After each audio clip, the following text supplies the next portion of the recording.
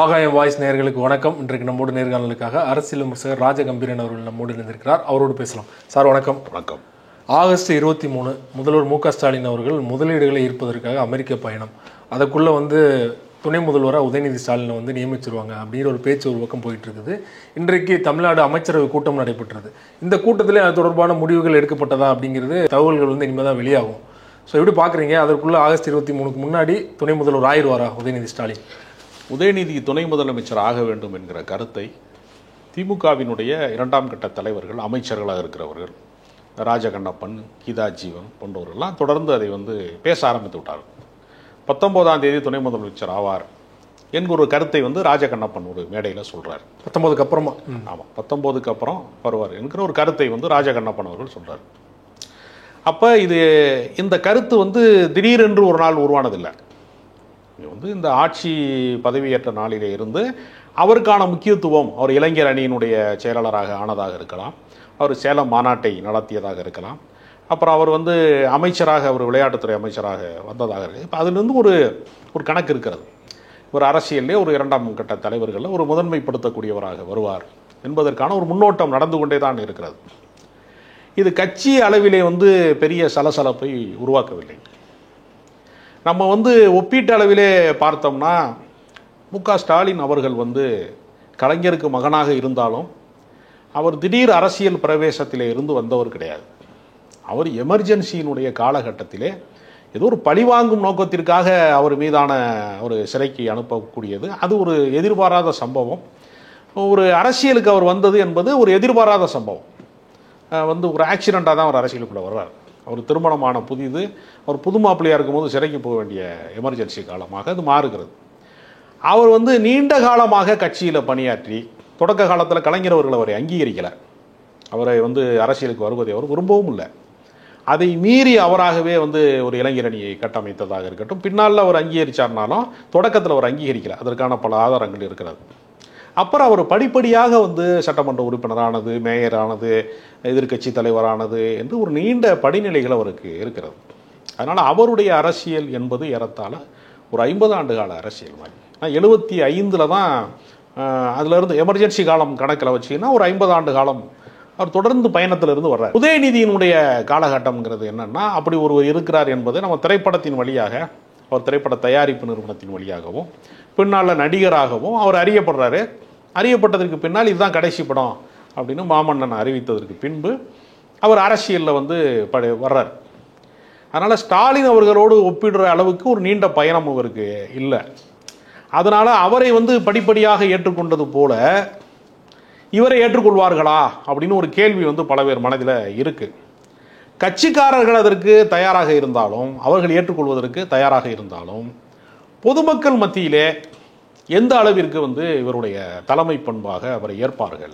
சமீபத்தில் மூத்த அமைச்சர் துரைமுருகனே வெளிப்படையாக சொன்னார். அவர் பல சமயங்களில் காமெடியாக சில விஷயங்களை பேசுவார். இந்த விஷயம் அப்படி காமெடியாக கடந்து போக முடியுமா? எனக்கு கூட தான் துணை முதல்வர் பதவி கொடுத்தா நான் வேணாம் நான் சொல்ல போகிறேன் அப்படின்னு சொன்னதை அதே அவர் எதிர்ப்போ வாயிலாக சொன்னாரா, இல்லை அவர் சர்க்காஸ்டிக்காக சொன்னாரா? எப்படி புரிஞ்சுக்கிறது?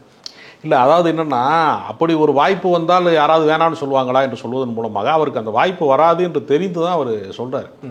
அப்போ இது ஒரு மாற்று கருத்தை நீங்கள் சொல்கிற மாதிரி ஒரு நகைச்சுவைக்கு ஊடாக சொல்லுகிற ஒரு மாற்று கருத்து தான் அது. அப்போ உள்ளுக்குள்ளே என்னவாக இருக்கும்னா, ஒரு சிலருக்கு மாற்று கருத்து இருக்கலாம், மூத்த தலைவர்களுக்கு மாற்று கருத்து இருக்கலாம்.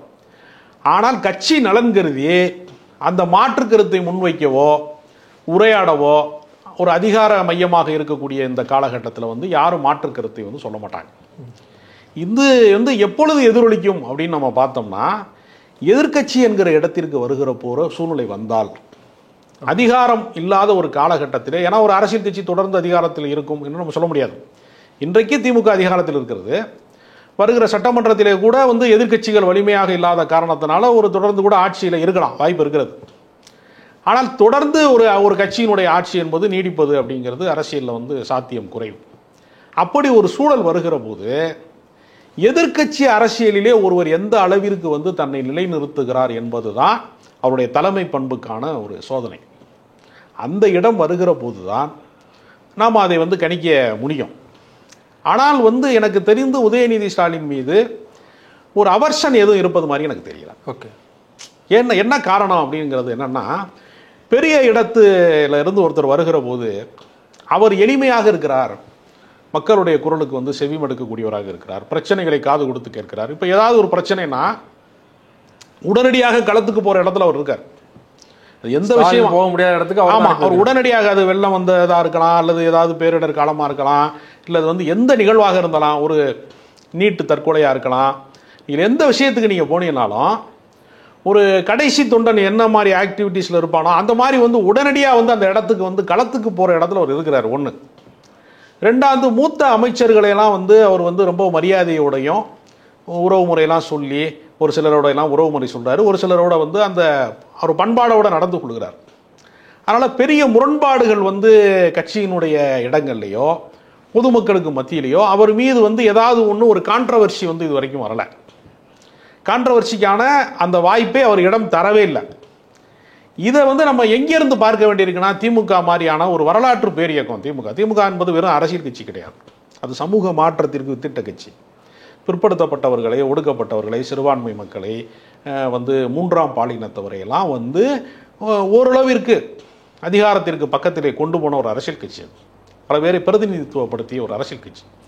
அதனால ஒரு வரலாற்று இயக்கமாக இருக்கிறதுனால தந்தை பெரியார், அண்ணா, கலைஞர் என்கிற பெரிய ஆளுமைகளோடு இருந்து ஒப்பிட முடியாத ஒரு இடத்திலே ஒருத்தர் வந்து தலைவராவது என்பது கருத்தியல் ரீதியாக, சித்தாந்த ரீதியாக, கொள்கை ரீதியாக எந்த அளவிற்கு அது பொருத்தமுடையதாக இருக்கும் என்கிற ஒரு பெரிய கேள்வியை வந்து பல அரசியல் விமர்சகர்கள் இருந்து, ஒரு பொதுமக்கள் இருந்து பல பேருக்கு அந்த ஒரு சந்தேகம் இருக்கிறது. இது காலத்தால் தான் நிவர்த்தி செய்யப்பட முடியுமே தவிர, இதை முன்கூட்டி நம்ம வந்து இவரெல்லாம் வந்து ஒரு ஆளா என்று நம்ம வந்து யாரையும் வந்து தட்டி கணிக்க முடியாது. நம்ம இல்லை, திமுக ஆட்சி பொறுப்பேற்றதை 3 வருடத்துக்கு முன்னாடி உதயநிதியை வந்து அடுத்து கொண்டு வருவாங்க கொஞ்சம் கொஞ்சமாக அப்படிங்கிற ஒரு கேள்வி இருந்தப்போ மிகப்பெரிய அளவில் எதிர்ப்பு இருந்தது.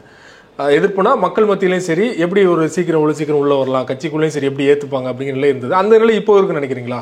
எல்லாரும் ஏற்றுக்கிட்டாங்க, ஓரளவு அந்த அளவுக்கு எதிர்ப்பு இல்லை அப்படின்னு தான் புரிஞ்சுக்கிறேன். திமுகவிற்கு வந்து கட்சிக்காரர்களுக்கு உதயநிதி வர்றதுல ஒரு லாபம் இருக்கிறது. ஓகே, என்ன இருக்குது அப்படின்னா, நீங்கள் ஒவ்வொரு மாவட்டத்திலையும் திமுகவினுடைய மாவட்ட செயலாளர்கள்லாம் நீங்கள் பார்த்தீங்கன்னா ஏறத்தாழ 30 ஆண்டு காலம் ஒருவரே மாவட்ட செயலாளர் இருப்பார். ஒரு மாவட்ட செயலாளர் வந்து மறைந்தால்தான் இன்னொருத்தருக்கு வாய்ப்பு. அப்படிங்கிற இடத்துல ஒன்றிய செயலாளர்களோ மாவட்ட செயலாளர்களோ மிக நீண்ட நெடுங்காலமாக அந்த பதவிக்குள்ளே இருக்கிறாங்க. அதிமுகவில் என்ன நடக்கும்னா, ஜெயலலிதா காலத்துல எல்லாம் திடீர்னு ஒருத்தர் ஒன்றிய செயலாளர் ஆவார். எங்கள் ஊரில் வந்து மானாமதுரையில் ஒரு சந்திரன் ஒருத்தர் டீ மாஸ்டர். நான் வந்து அந்த ஒரு ஒரு ஒரு ஸ்டேட் பேங்க் எதுக்கு இருக்கக்கூடிய ஒரு டீ கடையில் போய் வழக்கமாக டீ சாப்பிடும்போது அந்த டீ மாஸ்டரை விசாரிக்கிறேன், எங்கேயா சந்திரனை காணா, வேற ஆள் இருக்கியா அப்படின்னு கேட்குறேன். தெரியாதவங்களுக்கு அப்படின்னு கேட்டார். என்னென்ன, சந்திரன் நேற்று வந்து அதிமுகவில் ஒன்றிய செயலாளர் ஆகிட்டார். அவர் வந்து எம்ஜிஆர் தொண்டர், அவர் ஒன்றிய செயலாளர் ஆகிட்டாரு. கொஞ்ச நேரம் கழித்து பார்க்குறேன், வெள்ளையும் சொல்லையுமா வந்து சந்திரன் வர்றாரு ஒன்றிய செயலாளர். ஒரு வண்டியில் இறங்கி வர்றாரு. ஒரு 6 மாதம் கழித்து மறுபடியும் அந்த கடைக்கு போகிறேன், மறுபடியும் டீ ஆற்றிட்டு இருக்காப்புல சந்திரன். என்னடானா ஒன்றிய செயலாளர் பிடிக்கிட்டாங்க. இந்த மேட்சிக்கெலாம் வந்து அதிமுகவில் நடக்கும். திமுகவில் புதிய பொறுப்புகள் அப்படிங்கிற விஷயங்களை, இந்த சுழற்சி முறை இருக்குல்ல, அடுத்தடுத்த ஆட்களை உருவாக்குற சுழற்சி முறை இருக்குல்ல, அது ஒரு தேக்க நிலையில் இருக்குன்னு நான் நினைக்கிறேன். ஓகே, புதிய இளைஞர்களுக்கான வாய்ப்பு இல்லாமல் இருக்கு. நீண்ட நெடுங்காலமாக ஒரு சிலர் மட்டுமே அந்த கட்சியை வந்து ஆக்கிரமித்தது போல வந்து தொடர்ந்து நீடி பல இடங்கள்ல நீங்க சொல்ற இப்போ 30 வருஷமா மாவட்ட செயலாளர் இருக்கிற மகனையே கொண்டு வந்துட்டாங்க இல்லையா? இப்போ வேலூரில் பார்த்தீங்கன்னா துரைமுருகன் பையன் எம்பியாக கொண்டு வந்து அடுத்து அவர் தான் வரப்போறாரு. இந்த பக்கம் பார்த்தீங்கன்னா பொன்முடி அவருடைய பையனை கொண்டு வந்துட்டாரு. திருச்சியிலையும் நேரு அவருடைய பையனை கொண்டு வந்துட்டார் இல்லையா? அடுத்தடுத்த கட்ட தலைவர்கள் அவங்களுக்கு அவங்க தானே வர்றாங்க. ஆனாலும் வந்து கீழ்மட்டத்தில் எல்லாருடைய மகனுமே அரசியலுக்கு பொருத்தமுடையவனாக இருக்க முடியாது இல்லையா? எல்லா அரசியல்வாதிகளுடைய மகனுமே அரசியலுக்கு பொருத்தமுடையவர்களாக இருக்க முடியாதுல்ல. அப்படி ஒரு கணக்கு இருக்குல்ல. சில பேருக்கு வந்து அந்த பண்பு இல்லாமல் இருக்கும், அரசியல் பண்பு இல்லாமல் இருக்கும், வழி நடத்த முடியாத சிக்கல் இருக்கும். அப்போ வந்து சில வெற்றிடங்கள் உருவாகுது அந்த இடங்கள்ல. அப்போ புதியவர்களுக்கான, இளைஞர்களுக்கான வாய்ப்பு அப்படின்னு வரும்போது, இப்போ அண்ணா காலத்தில் அமைச்சர்களாக இருந்த அத்தனை பேருமே கலைஞர் காலத்தில் வந்து தொடர்ந்தாங்கன்னு சொல்ல முடியாது. சீனியாரிட்டி வந்து அடுத்து வேறு ஜெனரேஷன் வந்துச்சு உள்ள. அது மாதிரி தான் இப்போ ஸ்டாலின் அவர்களுடைய அமைச்சரவையிலையும் வேறு சில புதுமுகங்கள், இப்போ அன்பில் மகேஷ் பொய்யாமொழி இருக்கிறது மாதிரி ஒவ்வொரு காலகட்டத்திலையும் சில புதுமுகங்களை கலைஞரே உருவாக்குனார். தமிழரசி ரவிக்குமார், அந்த மாதிரி ஒரு புதிய ஆட்கள், தங்கம் தென்னரசெல்லாம் அப்போ ஒரு புதிய அமைச்சரவைக்கு வந்தார். அது மாதிரி பல ஆட்கள் வந்து புதியவர்கள் வருவதற்கான ஒரு வாசலை வந்து திறக்கும் இந்த வாய்ப்பு வந்து. அது வந்து நீங்கள் சொல்கிற மாதிரி இளைஞர்கள், புதியவர்கள் வந்து கட்சி தொடர்பு இல்லாதவர்கள், நீங்கள் சொல்கிற மாதிரி இப்போ பொன்முடியோ தங்கம் தினரசு அப்பா வந்து முன்னாடி ஏற்கனவே அமைச்சராக இருந்தார். இந்த மாதிரி வந்து ஏற்கனவே அமைச்சராக இருந்தவரோட பையன் தான் அடுத்தடுத்த இது வராருன்னா புதியவர் நம்ம எப்படி சொல்ல முடியல? அது புதியவர் இளைஞரோட புதியவர்னு சொல்ல முடியாது. ஏற்கனவே அடையாளப்பட்ட அமைச்சர்களுடைய மகன் வருகிற போது உங்களுக்கு அது தெரியுது. அப்படி இல்லாமலும் பல பேர் வந்திருக்காங்க. கட்சி மெஜாரிட்டி அப்படி நிறைய பேர் இருக்காங்க. இல்ல இல்ல அப்படி இல்ல, அது நிறைய ஃபோக்கஸ் பண்ணி அப்படி காட்டுறாங்க. ஓகே, எல்லாருமே அப்படிதான் வர்றாங்கன்னு நம்ம சொல்ல முடியாது. இப்போ நீங்கள் இப்போ கேஆர் பெரியகருப்பன் வந்து இப்போ அமைச்சராக இருக்கிறாரு, கூட்டுறவுத்துறை அமைச்சர். அவங்க அப்பா வந்து திமுகவில் பெரிய போஸ்டிங் இருந்தார். ஆனால் கிடையாது, அவர் தாகிருஷ்ணன் பாலவராக இருந்தார். தாகிருஷ்ணனுடைய கொலைக்கு பின்னாடி அவர் மாவட்ட செயலர் ஆனார், அல்லது அந்த மந்திரி ஆனார்னு வச்சுங்களேன். அப்படி வந்து முதல் தலைமுறை சார்ந்தவர்களும் பல இடங்களில் இருக்கிறாங்க. ஆனால் அவங்களை குறித்து வந்து விமர்சனம் யாரும் வைக்காதனால அது தெரியல. ஓகே, இப்போ வந்து பல பேர் இருக்கிறாங்க ஒவ்வொரு மாவட்டத்திலையுமே. நீங்கள் பார்த்தீங்கன்னா இல்லை இதுலேயும் பல பேர் இருக்காங்க, அதுலேயும் பல பேர் இருக்காங்க. ஐபி இருக்காரு. இல்லை ஒரு அரசியல் கட்சியில் வந்து பல வகையான புதுமுகங்களுக்கு புதியவர்களுக்கான வாய்ப்பு கொடுக்குற ஒரு இடத்துல இருந்து தான் பல பேர் உருவாவாங்க. இப்போ நான் ஒரு நேர் எதிரடையான ஒரு கேள்வி கேட்குறேன். வாரிசு அரசியலில் எல்லாரையுமே முதன்மைப்படுத்துறாங்கன்னு சொல்றீங்கல்ல, திருச்சி சிவாவுடைய மகன் வந்து வாரிசு அரசியல் தானே. அவர் வர முடியாதனால தான் நான் வெளில போனேன்னு சொன்னாரா இல்லையா? ஆமாம். அப்போ தகுதி பார்க்குறாங்க. இவர் தேர்வாரா அரசியலுக்கு மக்களால் ஏற்றுக்கொள்ளப்படுகிற தன்மையோடு இருந்தால் தான் அரசியலில் வெல்ல முடியும். ஒரு குறிப்பிட்ட பிரபலத்துக்கு மகனாக இருக்கிறார் என்பதனாலேயே, குறிப்பிட்ட கட்சியினுடைய செயலாளருக்கு மகனாக இருக்கிறார் என்பதனால மக்கள் ஓட்டு போட வேண்டிய அவசியம் இல்லை.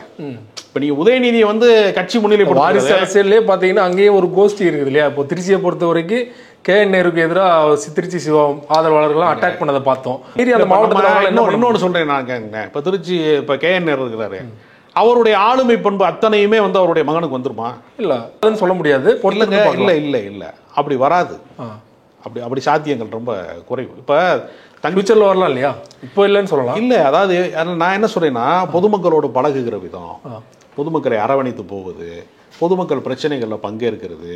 இப்போ நீங்கள் திருநாவுக்கரசு மாதிரி தலைவர்கள்லாம் என்ன செய்வாங்கன்னா, அவங்க அறந்தாங்கி தொகுதியில் அவங்க சார்ந்த பகுதிகளில் இருக்கிற அத்தனை திருமணங்களுக்கும் அவர் போவார், அத்தனை சாவுக்கும் அவர் போவார்.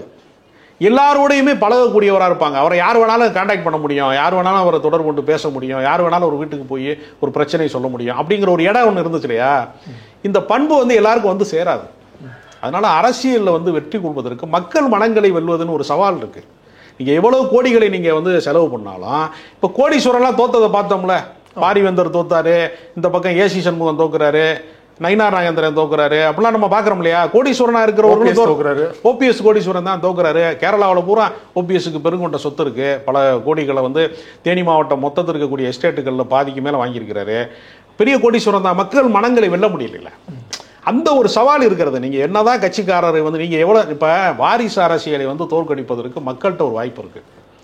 நீங்கள் வந்து ஒருத்தர் தலைவராக முன்னிலைப்படுத்தி ஒருத்தரை கொண்டு வந்து ஒரு தொகுதியில் நிப்பாட்டுறாங்க, மக்கள் வாக்களிக்கலைன்னா அவருடைய பதவி முடிஞ்சிரும்ல. இப்போ நீங்கள் அவரை வந்து அமைச்சராக்குறாங்க, உதயநிதியை சட்டமன்ற உறுப்பினர் ஆனதுனால தான் நம்ம அமைச்சராக்க முடியுது. அப்போ அவருடைய தொகுதியில் மக்கள் தோற்கடிச்சிட்டாங்கன்னா வாரிசு அரசியல் முடிவுக்கு வந்துடும். அப்போ மக்கள் கையில் தான் அதிகாரம் இருக்குது. என்னதான் கட்சிக்காரனை வந்து நீங்கள் மாவட்ட அமைச்சர்கள் அதுக்கடுத்து அவர் பையனை கொண்டு வராருன்னா அவங்களே தான் போட்டி போட்டுருப்பாங்க. ஜெயிக்கிறாங்களோ தோல்வியோ அது அவங்கள சார்ந்தானே போவோம். இப்போ அவங்கள மீறி வந்து அந்த மாவட்டத்தில் வேறு யாருமே வந்து திறமையானவர் இல்லை அப்படிதான் புரிஞ்சுக்கணும் அந்த கட்சியில். இல்லை, அப்படி இல்லை, அவங்களுக்கு ஒரு வாய்ப்பு கொடுப்பாங்க. ஓகே, ஆனால் அடுத்தடுத்து மக்கள்கிட்ட வந்து அவங்க நிலைக்க முடியும். இப்போ நான் இதற்கு நேரடியாக ஒன்று சொல்கிறேனே, இப்போ அழகிரியை வந்து மதுரையில் முதன்மைப்படுத்துனாங்க. ஓகே, அவரால் அரசியலில் நீடித்து நிலைத்து அரசியலை செய்ய முடிந்ததா? அவர் மேலே ஏற்பட்டக்கூடிய குற்றச்சாட்டுகள், அவர் மீது இருக்கக்கூடிய வன்முறை முத்திரைகள், அவர் மீது இருந்த வழக்குகள், இதெல்லாம் என்ன ஆச்சு? அவரை மதுரைக்குள்ள அவர் தென்மண்டலத்துக்கு ஒரு தளபதியாக இருந்த அவரே அரசியலிருந்து அப்புறப்படுத்திருச்சுல. இன்னைக்கு மக்களுக்காக சாதாரண ஒரு போராட்டங்களிலே வந்து மக்கள் பங்கேற்பில் இருந்த ஒரு சு வெங்கடேசன் என்கிற ஒருவர் வந்து இன்னைக்கு நாடாளுமன்ற உறுப்பினராக 2வது முறை வர்றாரு. அப்போ சாமானியர்களுக்கான வாய்ப்பு என்பது அரசியல் எப்பொழுதுமே இருக்கும். நீங்க வந்து நிலைத்திருக்கிறது அப்படின்னு ஒரு கேள்வி இருக்கு. மக்களுடைய அன்பை பெறுகிறவர்கள். சாமானியரோட கட்சி தான் கம்யூனிஸ்ட்ல ஒரு வாய்ப்பு பெற்றாரு, மற்ற கட்சியில வாய்ப்பு பெற்றிருந்தாரு. நம்ம அந்த கேள்வி இல்லை, நீங்க சொல்றது சரியானதான். எல்லா அரசியல் கட்சி இப்போ என்னன்னா, என்றைக்கு வந்து வாக்காளர்கள் வந்து பணம் கேட்க ஆரம்பிச்சானா, ஊழலில் வந்து குறைந்தபட்ச கூட்டாளியாக வந்து வாக்காளர்களும் வந்துட்டான். ஒரு காலத்தில் எப்படி இருந்துச்சுன்னா, அரசியல் கட்சிகள் கான்ட்ராக்ட்காரன் தனியா இருந்தான், கட்சிக்காரன் தனியா இருந்தான். கட்சிக்காரன் ஏழையா இருப்பான், கான்ட்ராக்ட்காரன் தான் என்ன செய்வான், எங்களுக்கு ஏதாவது பண்ணி கொடுங்க, உங்க கட்சி ஒரு பொதுக்கூட்டம் நடத்துறோம், டொனேஷன் கொடுங்க அப்படின்னு போய் கேட்பாங்க. இப்போ கான்ட்ராக்ட்காரனே கட்சிக்காரன் ஆகிட்டான். இப்போ இந்த சித்தாந்தம் சார்ந்தவர்கள் வந்து கட்சி நடத்துவதற்கு பதிலாக முன்னாடி தொண்டர்கள் தானே கொடி ஊன்னா, தொண்டர்கள் தானே வந்து எல்லாத்துக்கும் வந்து போஸ்ட் ஓட்டுனா, இப்போ எல்லாமே கான்ட்ராக்ட் ஆயிடுச்சுல. இப்போ நம்ம கல்யாண வீட்டுக்கு போனால் கூட நமக்கு பரிமாறுறது முன்னாடி நம்ம சொந்தக்காரங்க எல்லாம் பரிமாறினாங்க, இப்போ அதுக்கும் கான்ட்ராக்ட் ஆளு வர்றான்ல. இப்போ எல்லா இடத்துலையுமே என்ன ஆயிடுச்சுன்னா ஒரு ஒப்பந்த தொழிலாளர்கள் மாதிரி ஆயிட்டாங்க எல்லா இடத்துலையுமே. அப்போ அரசியல் கட்சி என்பது 4 வீட்டில் பெஞ்சை தூக்கிட்டு வந்து கயிறை வந்து கீழே வச்சு கட்டி ஒரு மைக்கு வந்து கொண்டு வந்து பொதுக்கூட்டம் போட்ட காலமும் இருந்துச்சு. இப்போ வந்து மேடை அலங்கார அமைப்பாளர்களுக்கு 2 லட்ச ரூபா கொடுத்து தான் மேடையை அமைக்க முடியுது. இப்போ அப்போ கட்சிக்காரனுக்கும் வந்து இந்த மாதிரி நிறுவனமயமாக மாற மாற மாற என்ன ஆகும்னா தொண்டனுக்கும் அதற்குமான தூரம் அதிகமாயிட்டே போகுது. இப்போ எல்லாமே பலாபலன்கள் சார்ந்ததாக இருக்கிற போது கோடீஸ்வரர்கள் மட்டும்தான் தேர்தலை எதிர்கொள்ள முடியும் என்கிற அபத்தம் இருக்கிறது.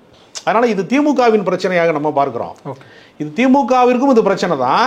மற்ற அரசியல் கட்சிகள் இப்போ நான் என்ன கேட்குறேன், இப்போ நம்ம வாரிசு அரசியலே இல்லாத கம்யூனிஸ்ட் கட்சியை மக்கள் ஏற்றுக்கொண்டானா? மக்களை பார்த்து கேட்குறேன். மக்கள் வந்து நாங்கள் கம்யூனிஸ்டுகளை வந்து வெற்றி பெற வைப்போம், எந்த தொகுதியில் நின்றாலும் கம்யூனிஸ்டுகள் நாங்கள் ஜெயிக்க போகிற நிலைமையில் இருக்கிறானா? இல்லை. இப்போ அங்கே என்ன நடக்குதுன்னா அங்கேயும் வந்து ஆரத்தி எடுக்க போகிறேன், தேர்தல் அரசியலுக்குள்ள போகும்போது அங்கேயும் ஆரத்தி எடுக்கிறேன், அங்கேயும் காசு கேட்கிறேன். இப்போ தமிழ்நாட்டில் ஆகச்சிருந்த அரசியல்வாதினா நல்ல கண்ணு சொல்லுவாங்க, நல்ல கண்ணு தேர்தல் ஓட்டு போடுவாங்க. ஒரு கேள்வி இருக்கு. நல்ல கண்ணை வந்து எல்லா முறையும் தேர்தலில் தோற்கடிச்சிருக்காங்க. ஒரு முறை கூட சட்டமன்றத்துக்கோ நாடாளுமன்றத்துக்கோ அவர் போகலைங்க. நல்ல கண்ணை தொடர்ந்து தோற்கடிச்சான். அப்போ நல்லவர்னு யார் சொல்றான்னா ஏற்கனவே வந்து அரசியல் அறிவு இருக்கிறவன் சொல்றானே தவிர பொதுமக்களுக்கு இன்னும் நல்ல கண்ணத்தில். இப்போ 2K கிட்ஸை கூட்டு போய் நல்ல கண்ணை உனக்கு தெரியுமான்னு கேளுங்க, அவனுக்கு தெரியாது. இந்த அபத்தம்லாம் இருக்கு. அங்கே அரசியலில் வெகுஜன மக்கள்கிட்ட வந்து மக்களை திரட்டுவதில் இருக்கக்கூடிய பெரிய சிக்கல்கள் வந்து ஒரு பக்கம் இருக்குது. இது ஒட்டுமொத்த தேர்தல் அரசியலுக்கும் இருக்கக்கூடிய ஒரு கோளாறு தானே தவிர இதை வந்து ஒரு கட்சி சார்ந்த பிரச்சனையாக மட்டுமே நம்ம பார்க்க வேண்டிய அவசியம் இல்லை. எல்லா கட்சிக்குள்ளேயுமே வாரிசுகள் வந்துட்டான். ஜெயக்குமார் மகன் போட்டிக்கிறாரு, OPS மகன் ஏற்கனவே எம்பியாக இருந்தார், பாஜகவில் பல பேர் உருவாயிருக்கான், வந்து முதலமைச்சர் மகன்லாம் அப்படி வந்திருக்காங்க, எல்லா இடத்துலையும் வந்திருக்காங்க. என்னன்னா தலைமை பொறுப்புக்கு வரும்போது மட்டும் அது ஒரு உறுத்தலாக மாற்றுகிறார்கள். 2ஆம் கட்ட தலைவர்களாக MP MLA வரும்போது அது ஒரு சிக்கலாக இல்லை. ஆனால் என்ன இதற்குள்ள ஒரு வித்தியாசம் இருக்குன்னு நான் பார்க்குறேன்னா, இப்போ எம்ஜிஆருக்கு மகன் இல்லை, இருந்திருந்தா அரசியலில் வந்து விட்டுருப்பாங்களான்னு நமக்கு தெரியலை. மோடிக்கு குடும்பமே இல்லை, அதனால் வந்து அவர் மனைவி மட்டும்தான் இருக்காங்க. அப்போ இதெல்லாம் சாத்தியமாக இருக்குமாங்கிறத நமக்கு வந்து அவர்களுடைய வாரிசுகள் இல்லாததுனால நம்ம அதை பேசுகிறோம். ஆனால் அதிமுகவில் யாராவது முக்கியமான தலைவர் வாரிசு இருந்தாங்கன்னா அதிமுக இந்த நிலைமைக்கு போயிருக்காது. எம்ஜிஆருடைய உருவத்தில் இப்போ நீங்கள் ஜெயலலிதா சாயலில் இருக்கிறதுக்காகவே தீபா வரணும்னு சொன்னவங்க தானே நம்ம ஆளுக போகிறோம். அது வீட்டுக்கு முன்னாடி நின்று அது சாயங்காலம் பால்கனியில் நின்று கையை காட்டுச்சு. அதுக்கு ஏதாவது தெரியுமா? அரசியல் தெரியுமா அவங்களுக்கு? அவங்களுக்கு எதுவுமே தெரியாது. கொஞ்சம் ஜெயலலிதா சாயல் இருக்குங்கிறதுக்காக தீபா அணியெல்லாம் அமைச்சாங்க. இப்போலாம் அது அந்த அம்மா வந்து போயஸ் கார்டன் வீட்டை வந்து கைப்பற்றினதோடு அது வந்து முடிஞ்சிடும், நிம்மதியாக இருக்கு. இப்போ அப்போ அரசியல் எங்கேயெல்லாம் தேடுறான், தலைவர்களை எங்கேயெல்லாம் தேடுறான், திரையரங்கங்களில் தேடுறான், தலைவர்களின் சாயல்களில் தேடுறான், பல சிக்கல்கள் இருக்குது. அப்போ நம்ம பல உளவியல் பிரச்சனைகளை தாண்டி தான் அரசியலில் பார்க்க வேண்டியிருக்கிறது. அதனால் அரசியலில் வந்து யோக்கியர்கள், சித்தாந்தம் உள்ளவர்கள், கொள்கை உள்ளவர்கள் மட்டுமே வெற்றி பெறுகிற ஒரு தேர்தல் முறை நமக்கு ஏற்கனவே இருந்திருந்தால் நம்ம வந்து இந்த கேள்விகளை கேட்கலாம்.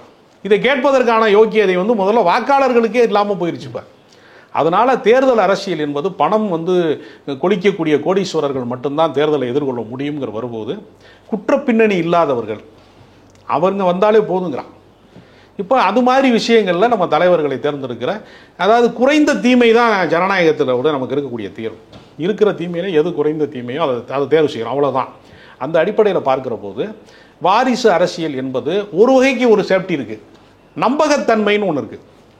நீண்ட காலமாக கட்சிக்காரனை நான் சொன்னேன்ல 30 வருஷம் ஒருத்தர் மாவட்ட செயலாளர் இருக்கான், அதுக்கெல்லாம் என்ன காரணம்னா மாற்றப்படாததுக்கு என்ன காரணம்னா நம்பகத்தன்மை ஒரு காரணம். இந்த கட்சியை உடைக்க முடியல.